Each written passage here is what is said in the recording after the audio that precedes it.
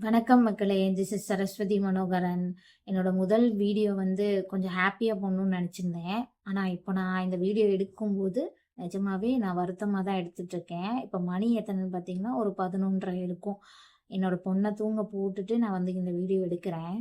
ஏன் அப்படின்னு பார்த்தீங்கன்னா, கொஞ்ச நாளா நம்மள சுத்தி நடக்கிற விஷயங்கள கேள்விப்படும்போது ரொம்பவே கஷ்டமா இருக்கு. ரித்தன்யா அவர்களோட மரணம் திருப்பூர்ல ஒரு பொண்ணு சூசைட் பண்ணி இறந்துறாங்க. வரதட்சணை குடும்ப காரணமான்னு சொல்றாங்க. கண்டிப்பா சட்டம் தன் கடமையை செய்யும் நம்புறோம். கண்டிப்பா செய்யும். அதுல எந்த மாற்றமும் இல்ல.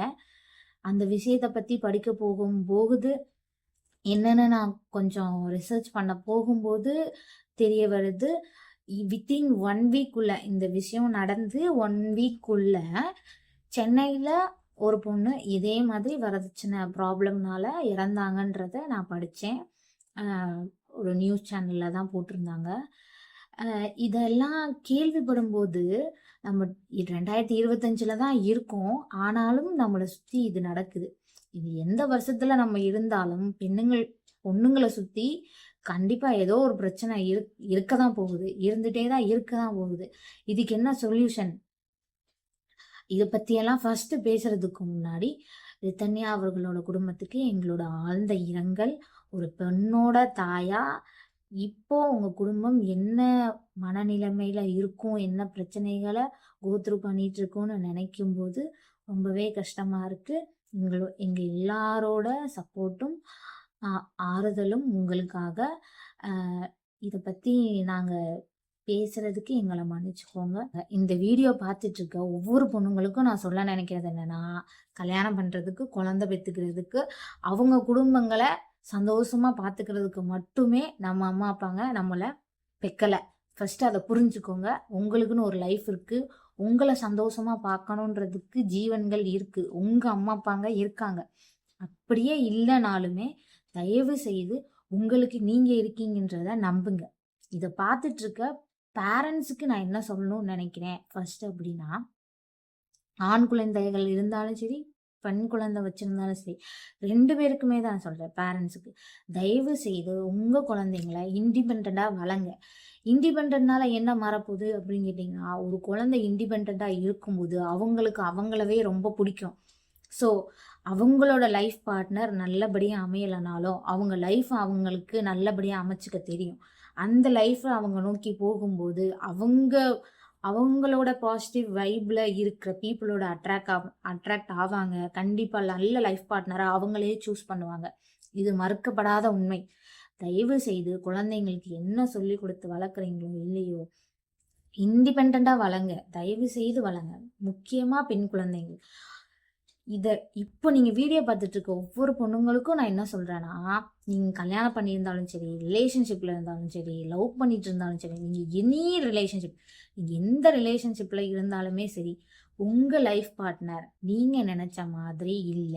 கரெக்ட்டான லைஃப் பார்ட்னர நீங்க சூஸ் பண்ணல, இல்ல அமையலனா, தயவு செய்து அது உங்களையே பாதிக்கும் அப்படின்ற பட்சத்துல, அந்த ரிலேஷன்ஷிப்ல இருந்து எப்படி வெளிய வர்றதுன்னு பாருங்க. இப்போ சமுதாயத்துக்கிட்ட நான் ஒண்ணு சொல்லணும்னு நெனைக்கிறேன். என்ன சொல்லணும்னு நெனைக்கிறேன்னா, நெனச்சு பாருங்களேன். அந்த பொண்ணு ஒவ்வொரு பொண்ணும், எந்த பொண்ணா இருந்தாலும் சரி, எந்த பிரச்சனைய ஃபேஸ் பண்ணியிருந்தாலும் சரி, நாம இந்த பிரச்சனைய ஃபேஸ் பண்ணிட்டு, நம்மளோட பொறந்த வீட்டுக்கு நம்ம போம்போது, நம்ம பக்கத்து வீட்டுக்காரவங்களோ, நம்ம எதிர்த்த வீட்டுக்காரவங்களோ, நம்ம சொந்தக்காரங்களோ, நம்ம அக்கா, நம்ம ஃப்ரெண்ட்ஸு, "என்னடி இதுதான பிரச்சனை? அவ்வளோதானே?" லைஃப் பார்ட்னர் தானே சரியில்ல. லைஃப் இருக்கு. வா பார்த்துக்கலாம். அப்படின்னு ஒரு 10 பொண்ணுங்க சேர்ந்து அவங்களுக்கு ஒரு தெம்பா நின்னாங்கன்னா, நின்றிருந்தாங்க, நிப்பாங்கன்னு ஒரு நம்பிக்கை அந்த பொண்ணுங்களுக்கு பாதிக்கப்பட்ட பொண்ணுங்களுக்கு இருந்திருந்தா, இப்ப அந்த ஒவ்வொரு உயிருமே இருந்திருக்கும். நம்மளோட இருந்திருக்கும். அந்த மாரி சப்போர்ட் கிடைக்காதுன்னு கண்டிப்பா அவங்களுக்கு தெரியும். கிடைக்காது. உண்மதான். கிடைக்கும்னு தெரிஞ்சிருந்தா, இப்ப அந்த உயிரெல்லாம் நம்மளோட இருந்திருக்குமே! எவ்ளோ நல்லா இருந்திருக்கும்.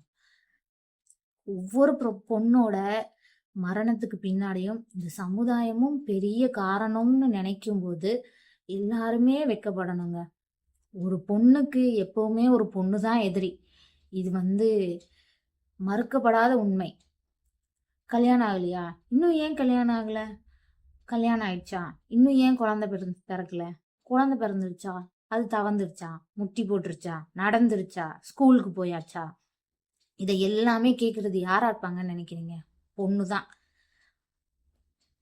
ஆண்களால பிசிக்கலி பொண்ணுங்க எவ்வளோ அப்யூஸ் ஆகுறாங்களோ அதை விட டபுள் மடங்கு ட்ரிபிள் மடங்கு ஒரு பொண்ணால இன்னொரு பொண்ணு மென்டலி அப்யூஸ் ஆகுறாங்க. இது உண்மை. இதுதான் மறுக்கப்படாத உண்மை. பிறந்த வீட்டிலேருந்து புகுந்த வீட்டுக்கு போனால் மாமியார் பிரச்சனை, வேலைக்கு போனால் வேலை பார்க்குற இடத்துல பிரச்சனை. அதாவது வெளியில தான் ஒரு பொண்ணுக்கு பிரச்சனை இருந்தா அவ எவ்வளோ எல்லாத்தையும் கடந்து வந்துடுவா.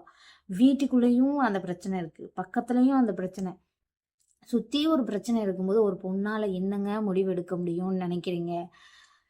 இந்த முடிவை யாரும் என்கரேஜ் பண்ணல. ஆனா அந்த முடிவை எடுக்கிறதுக்கு அவங்களுக்கு வர தைரியம் இருக்கே, அந்த தைரியத்தை நீங்க முன்னாடியே கொடுங்க. அவங்க இண்டிபெண்டா இருக்கிறதுக்கு என்னென்ன உங்களால பண்ண முடியுமோ அதை பண்ணுங்க. பேரண்ட்ஸ் பண்ணுங்க.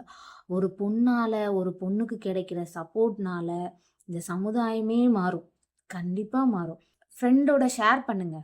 தயவு செய்து வீட்டில் என்ன நடக்குது, நம்ம ஹஸ்பண்ட் அவங்க தப்பா நினைச்சுக்குவாங்க, நம்ம சந்தோஷமா இல்லை, அவங்க மட்டும் சந்தோஷமா இருக்காங்க, நம்ம அப்படிலாம் சொன்னா நம்மள தப்பா நினைச்சுக்குவாங்க. இதுதான் பொண்ணுங்க பண்ற ஃபர்ஸ்ட் மெயின் தப்பு. தயவு செய்து ஷேர் பண்ணுங்க. ஷேர் பண்றவங்க கிட்ட தயவு செய்து அட்ஜஸ்ட் பண்ணி போ மட்டும் சொல்லாதீங்க. எங்களால் அட்ஜஸ்ட் பண்ணி போக முடியும், கண்டிப்பா முடியும். அதெல்லாம் சொல்லி கொடுத்து தான் வளர்த்துருக்காங்க.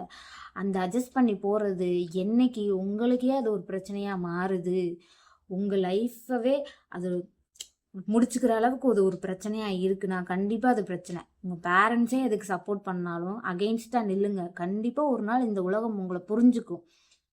கண்டிப்பா புரிஞ்சுக்கும். ஒரு ஆசை எனக்கு, ஒரு அது நப்ப ஆசைனே சொல்லலாம். பெண்களெல்லாம் சேர்ந்து இந்த பிரச்சனையை ஒரு பொண்ணுகிட்ட போய் சொல்லும்போது, அம்மா கிட்டேயோ அக்கா கிட்டேயோ ஃப்ரெண்ட்ஸ் கிட்டேயோ அவங்க அதை ஷேர் பண்ணும்போது தைரியமா முடிவெடு, நாங்க இருக்கோம், இல்லை உனக்கு இதுதானே பிரச்சனை அப்படின்னு ஒரு சமுதாயம் நம்மளை சுத்தி இருந்தா அந்த பொண்ணுக்கு 100 மடங்கு யானையோட பலம் கிடைக்குங்க. ஒரு ஆண் வளர்ச்சி அடைகிறானா அவனோட குடும்பம் மட்டும்தான் வளர்ச்சி அடையும். அதே ஒரு பெண் வளர்ச்சி அடைகிறானா அந்த சமுதாயமும் சேர்ந்து வளர்ச்சி அடையும். இது ஒரு அழகான வரி, எனக்கு ரொம்ப பிடிச்ச வரியும் கூட. கண்டிப்பா ஒவ்வொரு பொண்ணுங்களும் ஒவ்வொரு பொண்ணுக்கு சப்போர்ட் பண்ணுங்க. நாங்க எந்த ஆணையும் குறை சொல்றதுக்கு இங்க இல்லை. Not always a man, but a man. நன்றி. ஏதாவது தவறா பேசியிருந்தா மன்னிச்சுக்கோங்க. நன்றி.